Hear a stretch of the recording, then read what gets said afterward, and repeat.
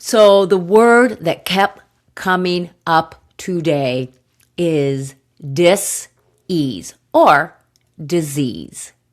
I like to say dis-ease because when you break down the word disease, it's dis-ease.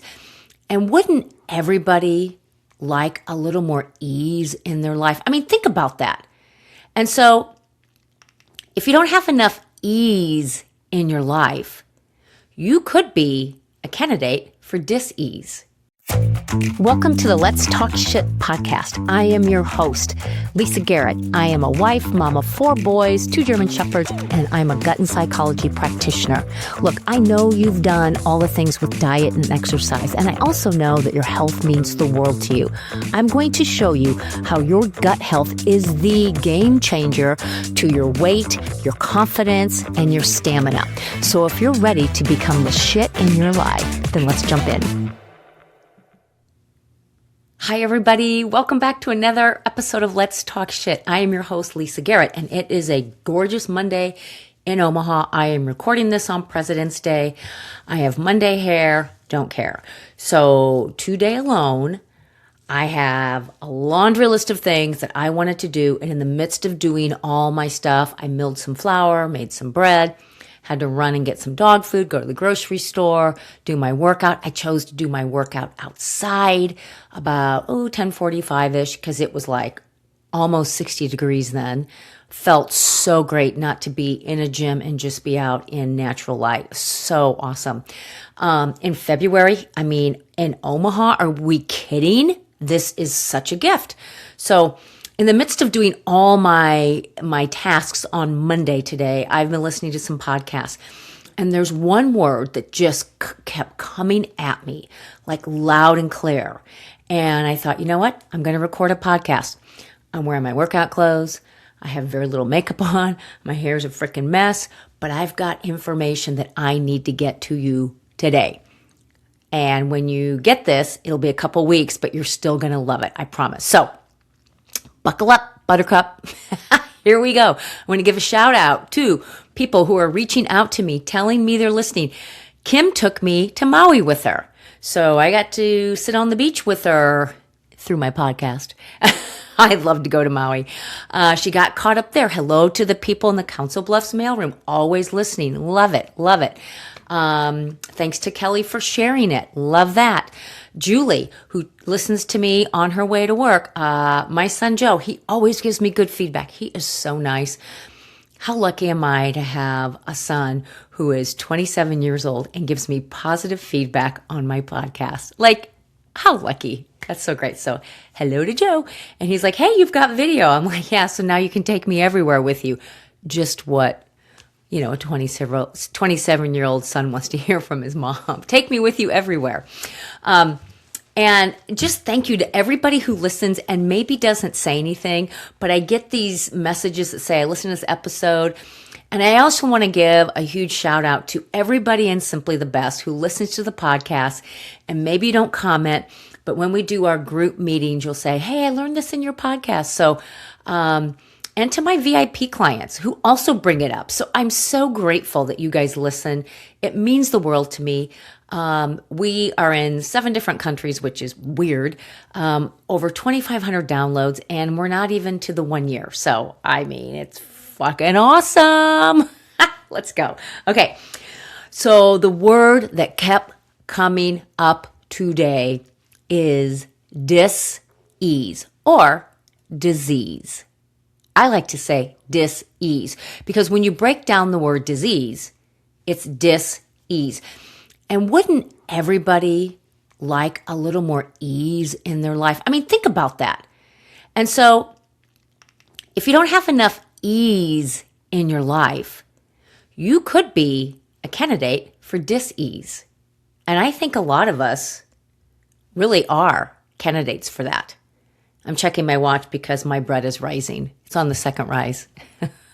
It's tough to make bread in the Midwest when you don't have enough moisture or heat.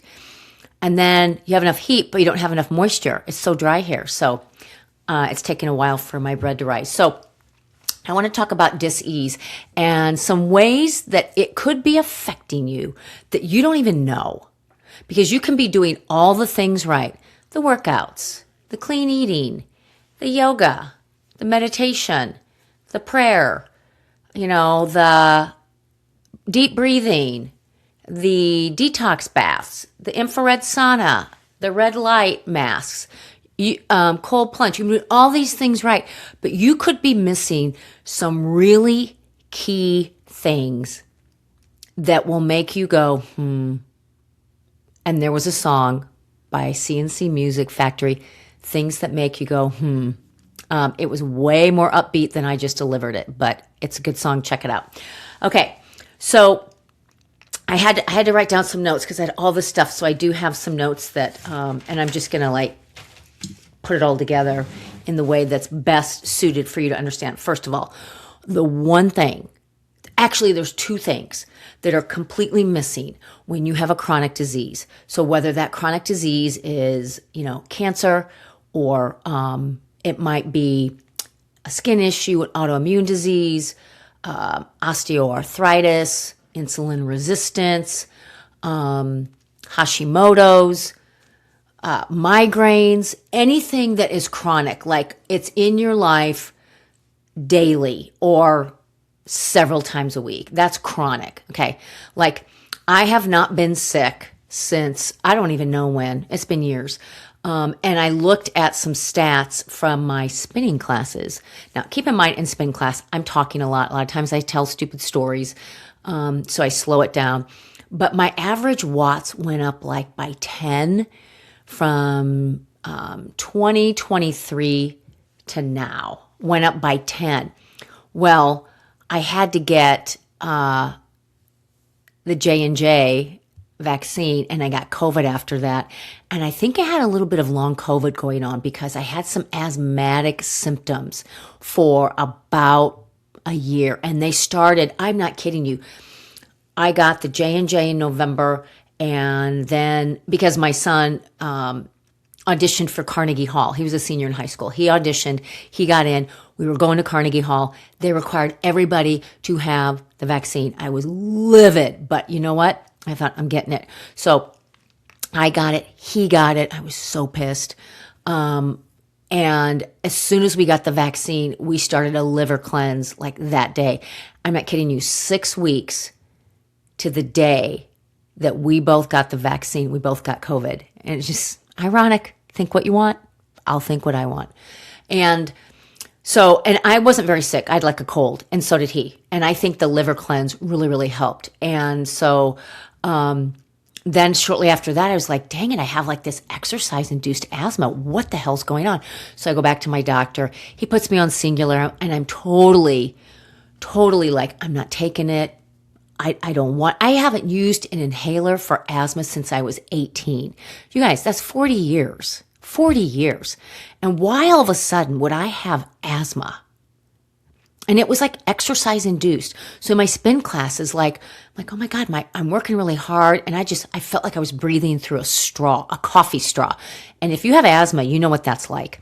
So I get the Singular and I start taking it only during my spin classes. And I notice it's helping. But then I get an inhaler. I start, taking hits off that prior to spin. And then it's 2 hits, and then it's Singular. I'm like, oh my gosh. So then about, I don't know, a year later, I take less inhaler and I start spreading out how I'm taking the Singular. And then I notice, oh my gosh, I don't need any of that. And here I am. It's the year 2026. So, 3 years later, I don't take Singular and I'm not on an inhaler. But I think things like vaccines and long COVID take time, is what I'm saying. But I found that really ironic. So I'll let you kind of ponder that nonsense. But I was in a state of dis-ease for sure, because it wasn't easy to breathe when I would work out. I mean, and the scary thing is, I remember being at the gym and having to leave and driving home very quickly to get my inhaler, because I was like, oh my gosh, I feel like I'm going to have an asthma attack. It kind of scared me. So anything that's chronic, asthma can be chronic. I'm not telling you not to use your inhaler. I'm just saying it could be a chronic disease. Okay, so 2 areas that people don't think about when it comes to chronic disease is number one, what is my stress load? Okay, and I'm going to dive into this and it's going to make sense to you. And number two, how do I detox every day? Every day. Okay, so that's the two areas I'm going to focus on when it comes to dis-ease. And I want to put this in Lisa Garrett energy terms so that you understand it so you can apply it. Okay, so think about, let's just talk about environmental stressors, the obvious things. Okay, pesticides, fungicides, herbicides, all that shit that's out in the environment that our food is grown on, that our animals eat. When you go outside and go for a run or you go for a walk, I mean, we think the air is clean, but it's not, because look at all the cars out there, right? So we have that. So you're inhaling all of that, all of the environmental toxins that aren't natural, that are chemicals, are actually in your body. So how do you get rid of those? Okay, so hang on to that. What happens is, if you have a body right now that if you have fatty liver, non-alcoholic fatty liver, you have insulin resistance, you have metabolic syndrome, if you've been told you have any of those things, an elevated A1C, you're pre-diabetic, I am telling you right now, you are not detoxing well. Because all of those things I just rattled off equal inflammation. That's where it starts. And I want you to know, any disease that you have right now did not just pop up. And it doesn't mean that, oh, well, my mom got Hashimoto's, so now I have it. No. It's not about the genetics. It's about what you are doing or not doing, because you don't know, to detox and de-stress, to avoid dis-ease. Okay? So what happens when you have these toxins? Okay, so we have the environmental toxins. Okay, then we have toxins like all the shit we put on our face and our skin, all the fragrances. This shirt I'm wearing probably has plastic in it, so all the plastics. How about every time you go to Starbucks, Scooters, Seventh Brew, whatever it is, and you get a coffee, and that hot coffee is sitting in what you think is a paper cup, but there's plastic in it. So now you're drinking a little bit of liquid plastic. What about every time you throw something in the microwave and it radiates the shit out of your food and you're going to eat it? Or if you steam in plastic, and I know I've mentioned this before, people who line a crock pot with plastic and put food in it and it sits there and then you eat it. So the plastics are big. It's in foods, it's in cookware, it's in everything that we put on our skin. It's everywhere, plastics, okay? That's a big toxin. Another toxin, I wrote a lot of these down. How about, we talked about fragrances. So lotions, makeup, stuff that makes your clothes smell good. I'm going to tell you right now, if you have not joined Melaleuca for really great products, or Clean People, or any of these higher end clean home products, you need to get on them. And I'm not endorsing any of them. I have Clean People, I have Clean Boss, and I have Melaleuca. I love Melaleuca because I used to sell it when, back when my kids were little. And I love it because all of their stuff is non-toxic. And everything is natural. So there's no bleach. There's none of these toxins in there. So when you wash your clothes with their Melapower, you can feel good about wearing it. That if your skin absorbs it, and it will, that it's not going to be harmful. So the problem with all of these toxins, fragrances, plastics, how about all of the sealants? How about the clothing that says fire retardant? How about the non-stick cookware that you might have, or the black silicone, cookware stuff that everybody's throwing out, and now everybody's buying wood or stainless steel? Okay, all those things add up. So if you have a pan that you make eggs in, because it's easy to clean, and some of that coating's coming off, you're eating it. Ick. How are you getting rid of it? What's going on in your body? Now, let's say you make those eggs in a pan. It's got just a little bit, but not too bad. And then you have some, like I had some tongs that had the black silicone lining on it, so you could use it on the non-stick cookware. Okay. Well, the black part started to like melt off. I just threw them out. But where did that black stuff go? In my body, in my family? I don't know. Now, if I'm a person who has a very toxic load and I have an elevated A1C, metabolic syndrome, insulin resistance, non-fatty, fatty liver, hear my dogs out there, fatty liver related to alcoholism, or I have, what were some of the other ones? Named them already. If I have any of that going on and I add a toxic load, now I am running a race for dis-ease. I'm running the race for it. Let that sink in for just a second here. So if you have things, like if you have a belly, okay, if you have a gut, a belly, the muffin top, a lot of flab on your body, you have all this visceral fat or this adipose tissue, and then you have the visceral fat, which is below it. Okay, you might be in line for an elevated A1C, pre-diabetic, diabetic, or insulin resistant, or have metabolic syndrome. All of that stuff means you have a toxic load already. And then you add the environmental toxins, and let's say you get a coffee every day, or you cook your eggs in my pan that stuff was coming off. I threw it out. I just freaking threw it out. I had a really nice roaster.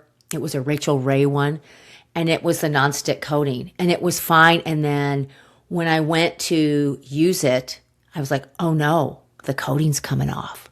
I was like, oh shit, where's that coating at? How many people ate that coating at my house for a prime rib dinner or a ham or a turkey? Shit, that thing went in the trash. I went and paid way more than I should for a stainless steel roaster. Happy about it. It will stand the test of time. I will take that sucker to my grave with me. So those kind of toxins add up, and those are adding up when you already have this going on. So now you add, how do you detox and what kind of stress do you have? And I'm not talking, listen, nobody's going to outrun stress. Nobody. There is stress. All you have to do is flip on a television. Okay, I get stressed when I have to take my car in to Alfa Romeo because they pissed me off. That stresses me out. Just thinking about it right now, like I'm like pressing my teeth together like my dad. I'm just like so pissed. You know what? I'll go into that later. Things like if I don't want to go to the grocery store, I mean, it's minor stress. I got to go. If something goes wrong with my car, major stress. If something, if Jim like gets delayed in his flight and he can't make it back and, whatever, I get stressed for him. The stress of raising your kids and big, like money stress. Like, I had to dump all this money into my car. Ooh, it made me so mad. Or, paying taxes is stressful. Whatever. Or relationship stress. Somebody, pisses you off, or you have family members that no matter what, like you just don't connect, or you don't connect anymore. I've got people in my family, I just don't connect with them anymore. It's still stressful because I still see them, those things happen, and that adds stress. So it's not the stress, it's how you handle it. It's how you internalize it. So what do you do to handle your stress? Do you just close your eyes and say, go away, and poof, it's gone? No. Do you get out of relationships? Do you quit your job? Do you quit your marriage? Do you quit your kids? Do you walk out? No one's going to do that. You might leave your relationships. You might quit your job. But when disease hits, let's say you get a diagnosis of some sort. And I'm not wishing this on anybody, but you go into the doctor and they're like, hey, these numbers are elevated, and that could mean, X, Y, and Z. All of a sudden, your cortisol just goes up. That's your stress hormone. You're like, oh, shit. Now what? And all of a sudden, now it's an invitation to start living differently. right? So if you get, hey, guess what, Lisa, you've got Hashimoto's, I'm going to get to work. Just like my dog Leo. Cancer, thyroid diagnosis, I got to work. I had no idea that was going on because he can't tell me. So before you get to the disease diagnosis, why not do some of these things right now? Okay, first of all, lose your weight. Lose your weight. Okay, everybody knows ultra-processed foods are shit for you. Everybody knows that. Quit eating them. It's simple. It's a simple concept. Quit eating them.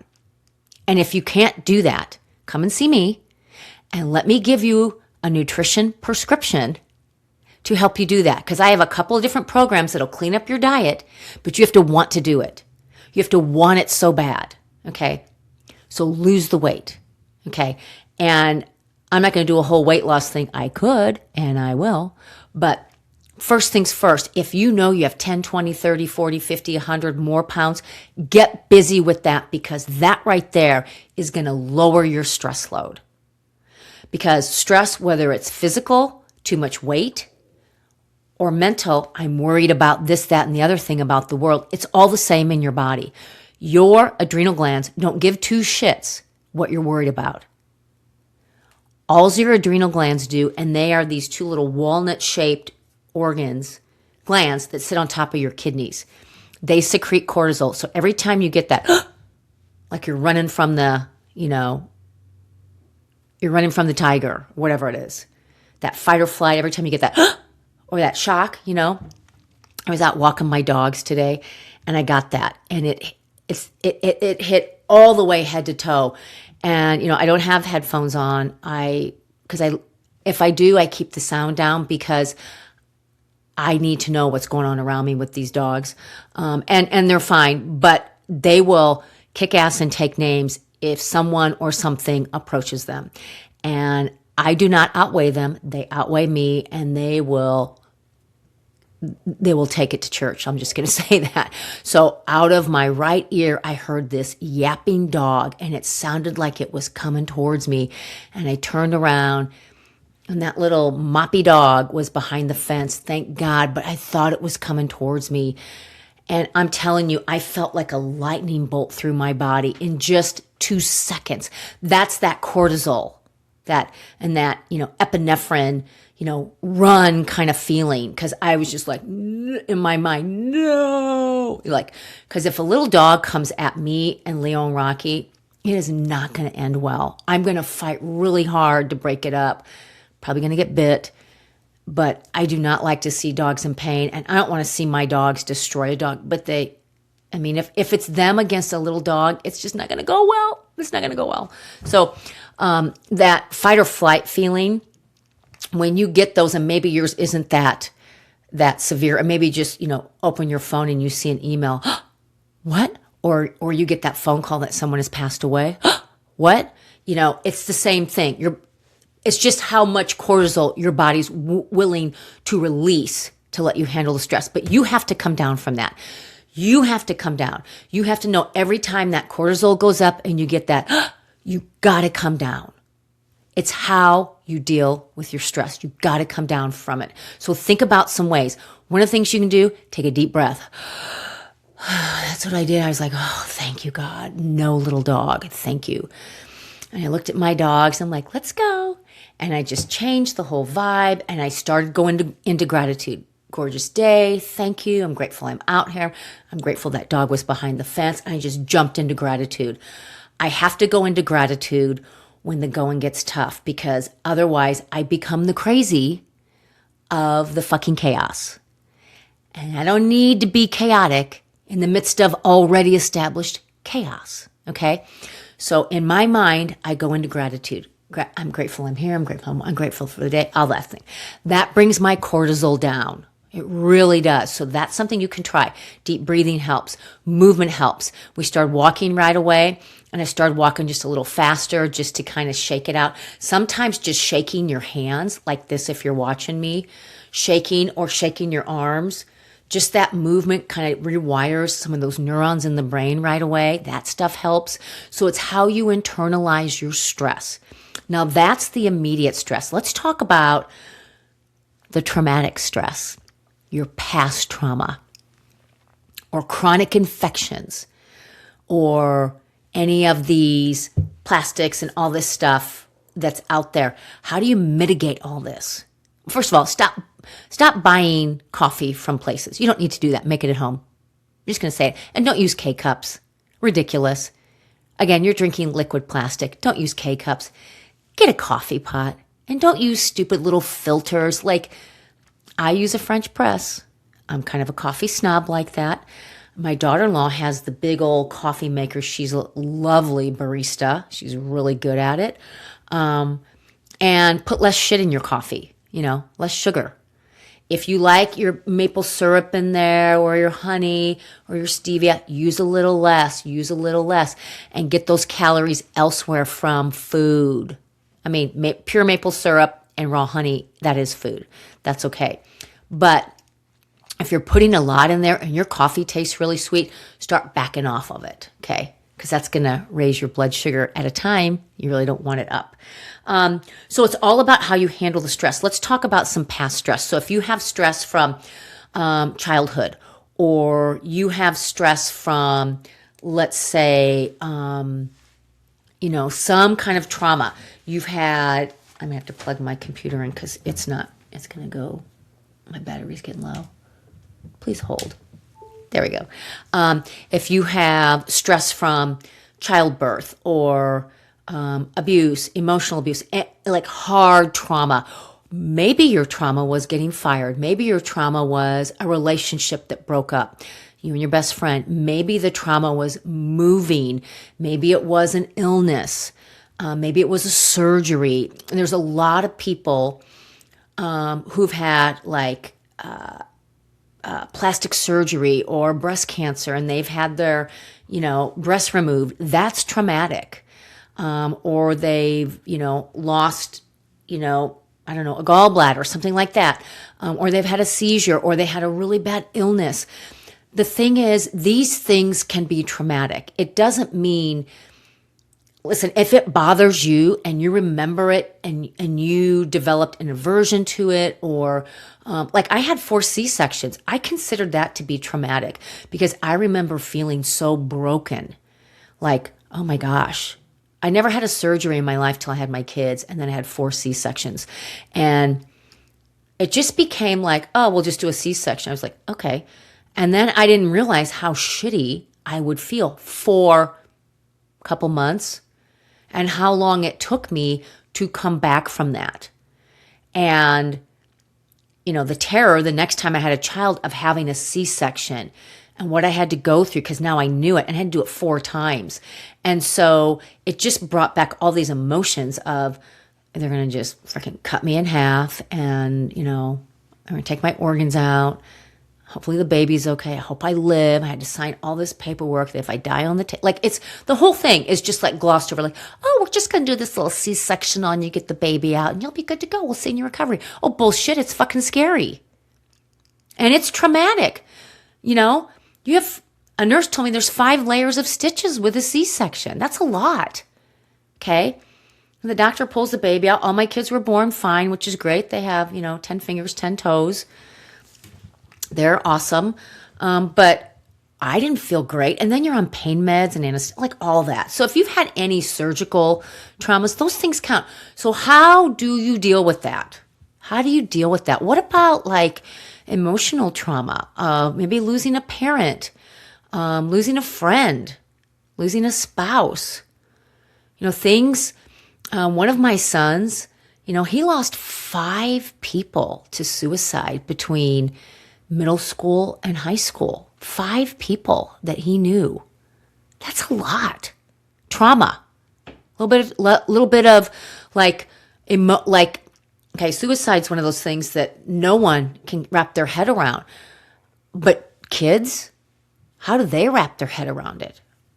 So he talks about that sometimes, but that was traumatic at the time. And so I'm sure now, when he looks back, not that he dwells on it, scary. Like, it doesn't make sense. It doesn't make sense anyway. So things that matter to you could have been the right amount of trauma at the right time to just change you a little bit, just alter the way you think, the way you feel, the way you live. Okay, so those are some things to think about. Okay, so and then detoxing. Like, so I talked about stress, how you deal with it, but how do you detox?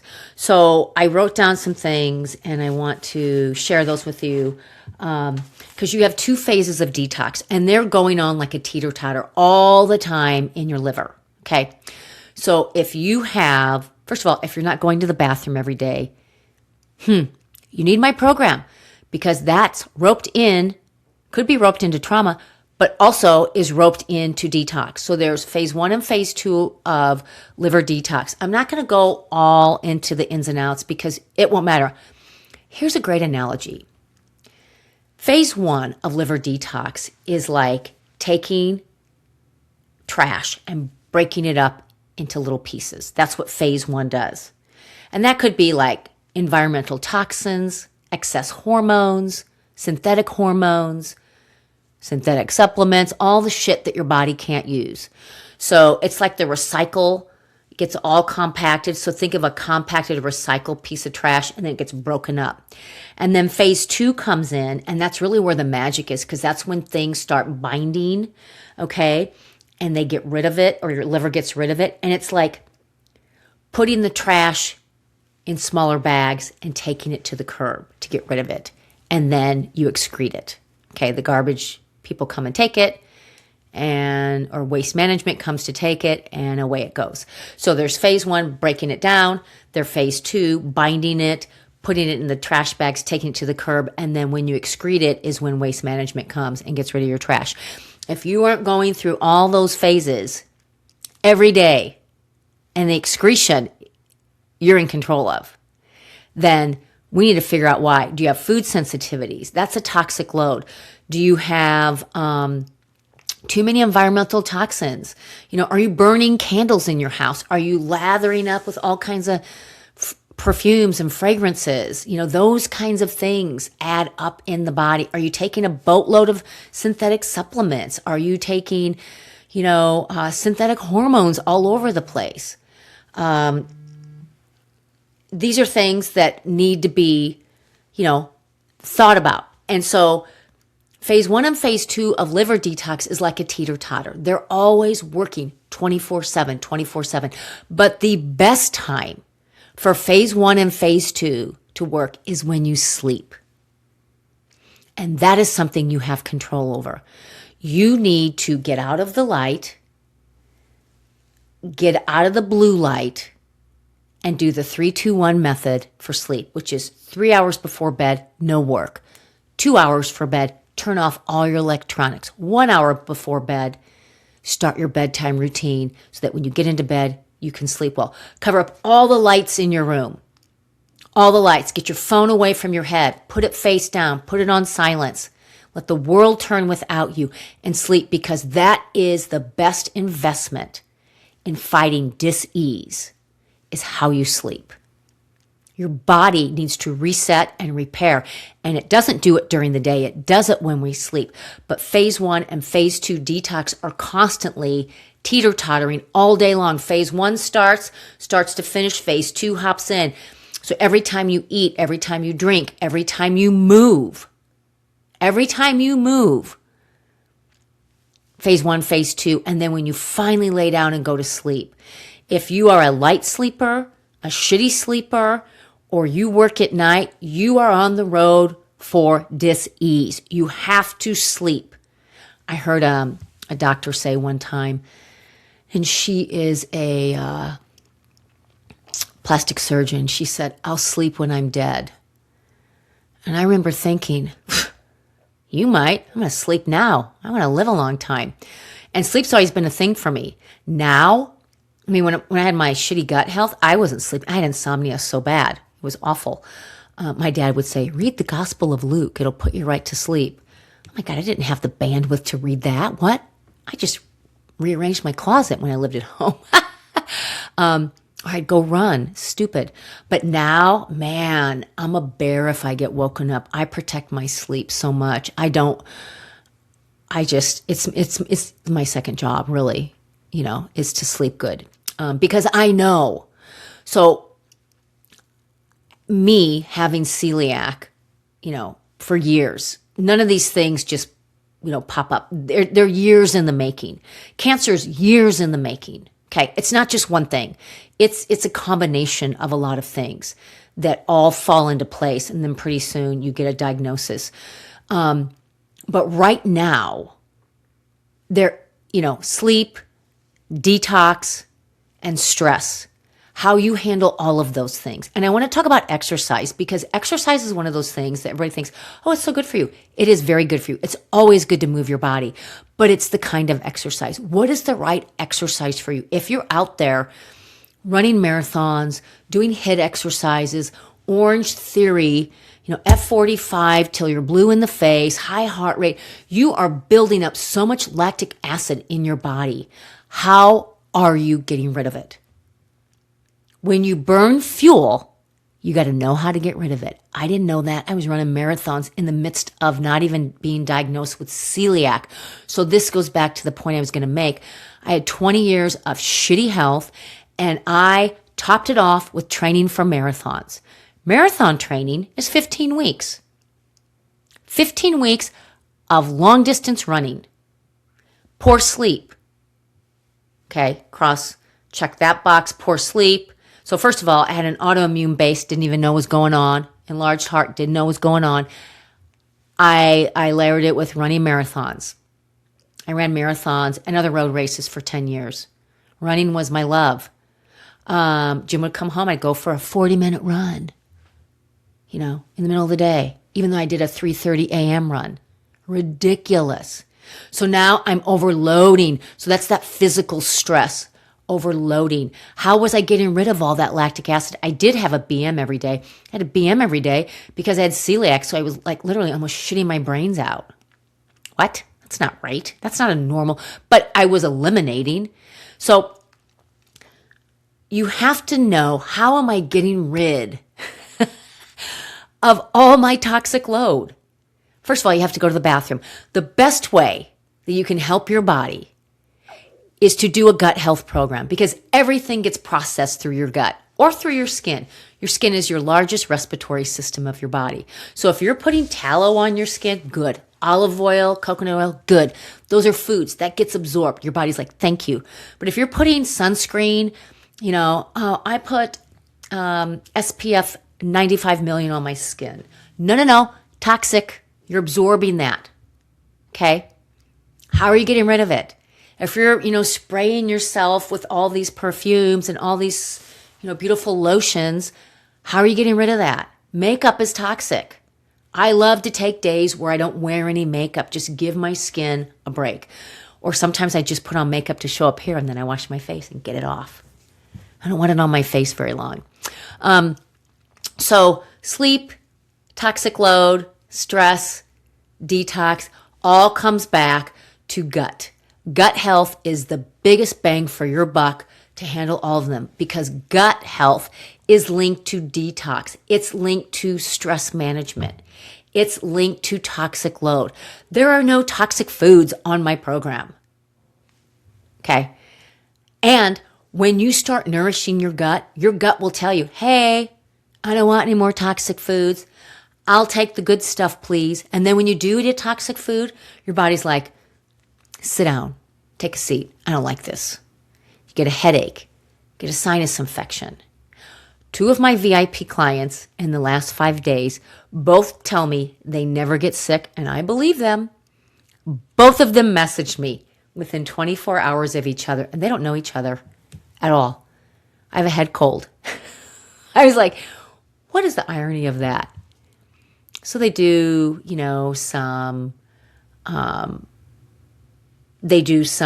like the morning elixir. It's on my program. Apple cider vinegar. I have some great supplement suggestions from Standard Process. Message me. I'll hook you up with those. And water. What kind of water are you drinking? Are you drinking good water? Are you drinking tap water? Are you drinking bottled water in plastic? Yeah. Get rid of your Stanleys. Drink out of a freaking glass container. Get rid of your Stanleys. People are living on those pretty Stanleys. Plastic. Get rid of them. I drink out of a mason jar and I have a standard process glass jar I drink out of. Or a glass, that's it. I drink my coffee out of a coffee cup, a ceramic. Thank you. Not all coffee cups are created equal. I've noticed I have some cheapies and my coffee gets cold quick, but my ceramic stays hot. Love it. What are you drinking your beverages out of? Toxic load. You got to think about these things. Think about it. Think about it. Okay? So I'm going to leave you with this. What is your sleep like? Focus on that. If your sleep isn't good, do something about it. How are you eliminating? How are you getting rid of the toxins? What are the toxins? Maybe you need to just start with, what are the toxins in my life? Where am I getting toxins on my skin, in my body? Where am I getting these? Make a list and start figuring out healthier ways. What's in your clothes? What are you washing your clothes with? What are you washing your counters with? I hate Lysol wipes. I hate them. I have them in my house because my kids like to clean their shoes with them. I do not use them on anything. And I was always like, no, when the schools would ask for Lysol wipes. I get it, but Lysol's freaking toxic. You know what's not toxic? Essential oils. That actually, like tea tree oil, is very antifungal, antibacterial. Put it with a little water, spray it. You've got a cleaner right there that you can put on your skin. You can put it on your skin or your counter. So research some other ways. You know what? I'm just thinking about this. I have a 10-day detox. Message me for that. In fact, shoot me a message to say, hey, I listened to your Dis-Ease podcast. I want the link for the 10-day detox. It's $27. It's a total mind-body detox, and it goes over some ways to get rid of some of these toxic loads in your body and help you manage your stress. And it goes through some stress management things, which I love. Even like, brushing your skin, that helps. So we talked about sleep, stress, big one, and gut. It all goes back to gut. Okay, if you have food sensitivities, if you have a disease, if you have a chronic illness, we got to change your food and you got to lose some weight. You have to. Your body is counting on you to do that. And if you don't know how to do it, message me. It's not about carrot sticks and bone broth, although those aren't bad. It's about nourishing your gut, and that is much more enjoyable.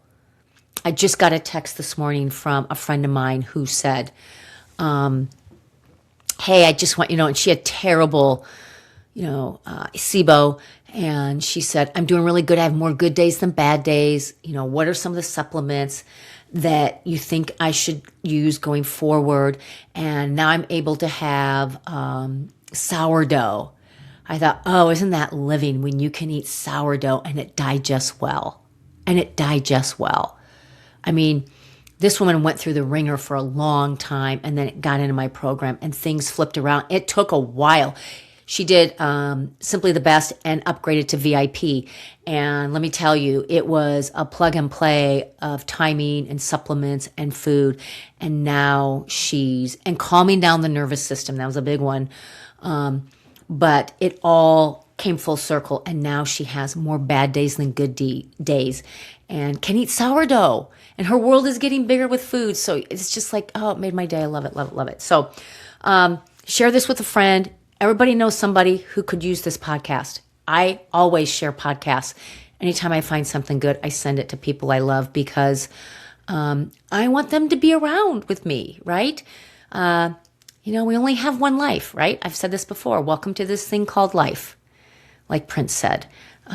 We just need to enjoy it. And you can outrun dis-ease if you take care of your stress, if you take care of how you get rid of your toxins, so detox, lose your weight, and take care of your gut. And it will all line up for you. Because remember, dis-ease is not a one thing. It's years in the making and habits. So change your habits. And the best and the easiest way to change your habits, when you start healing your gut, you get different neurotransmitters, and that gives you very clear messages to your brain from your gut. It's called the gut-brain axis, okay? There was a podcast on that. One of the earlier episodes, gut-brain axis, check it out. Or gut instinct, check that out and you'll know. So I'm going to get outside. I'm getting out of this fake light. I'm going to go get in the natural light. I'm going to wash my face and get the makeup off. And I want you to have a wonderful day and have more ease than dis-ease. And then you will have more joy in your life every single day. Until next time.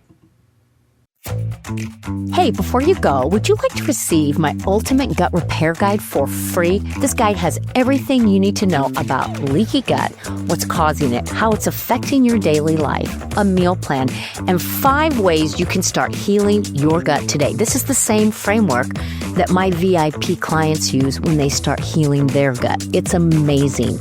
All you have to do is leave an honest review of Let's Talk Shit, screenshot it, share it to your Instagram stories, and tag me at Lisa Garrett Nutrition. I hope today's episode inspired you to make some shit happen in your life because you're freaking awesome. And I cannot wait to connect with you next time on Let's Talk Shit.